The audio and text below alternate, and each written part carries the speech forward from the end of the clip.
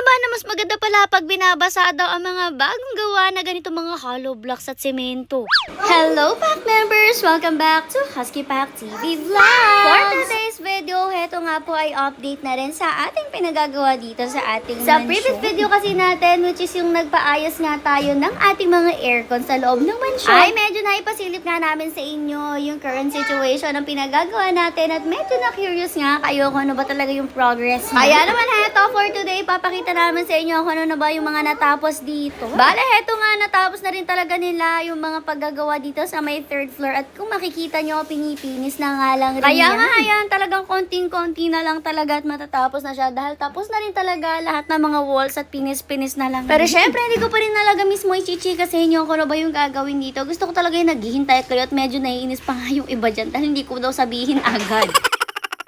Anyways, ayun na nakita nyo, meron si kuya dyan na napakataas ng pwesto niya dahil nga nagpipinish siya doon sa may ipa-itaas. Speaking of itaas, dito na nga tayo sa pinakaibabaw ng ating mansion, which is ang fourth floor or parang open area kasi Bale, ito nga, tapos na rin talaga yung pinaka-forma niya. Bale, ganyan na lang talaga yung wall niya, parang nasa pinakalikod nga lang. Tapos etong harap yun yung open talaga. Eto rin nga yung nakita niyo sa previous video natin. At ayan guys, talagang may pinakabubong pa yung hagdan yan. Basta ganyan ang itsura niya, pipinisin na nga lang din at lalagyan ng mga konting anik-anik pa para magmukha namang okay. Eto naman guys, ang ganap dito sa atin tuwing gabi. Bale, dahil nga napinis na siya at okay na rin nga yung mga semento or yung mga hollow blocks. Ang ginagawa nga dyan ni na Tito, kita nyo naman binabasa niya nga po lahat yan. As in, imagine nyo ilang oras sila dyan nagbabasa-basa. Tapos ang purpose nga daw talaga ng pagbabasa na yan, kung hindi ako nagkakamali, ayon sa sinabi ni Tito, ay para hindi rin nga daw magbitak-bitak talaga. Ayan nga pong mga semento. Siyempre, sino ba naman may gustong magbitak-bitak yan? Siyempre, wala naman, diba? Mas maganda nga kung talagang mas okay tingnan, lalo na kapag napinturahan yung walang bitak-bitak. Iba't iba na rin nga palang strategy ang ginawa dito para mas mapabilis. Kung makikita nyo, ginamit na rin nga nila etong ating mga pang-spray dito. Tinry na rin nga nila yung pang-spray mismo na merong battery pero naubos na nga, kaya heto, lumipat na nga sila sa paggamit naman ng mas mahirap pa nga dahil lang nangyayari talaga dahil nasa taas sila, third floor, medyo mahina na nga yung akyat ng tubig dito sa taas. Kaya mahina talaga yung tulot, hindi agad siya basta-basta makabasa. Anyways, tinry na rin nga nila na yung hose ay lagyan nga po ng parang tubo sa dulo para nga po mas diretso siya at maabot yung mas matataas na Dito parte. nga Na-try na rin nila yung tabo method. Syempre may timba na pinupuno ng tubig, tapos tabo yung gamit nila pambuhos para mabasa yung mga area. Commercial rin nga muna tayo guys. Pagpasensyahan nyo na kung may batang maingay sa background. Alam nyo naman yan, lagi nakakisali sa ating voice over.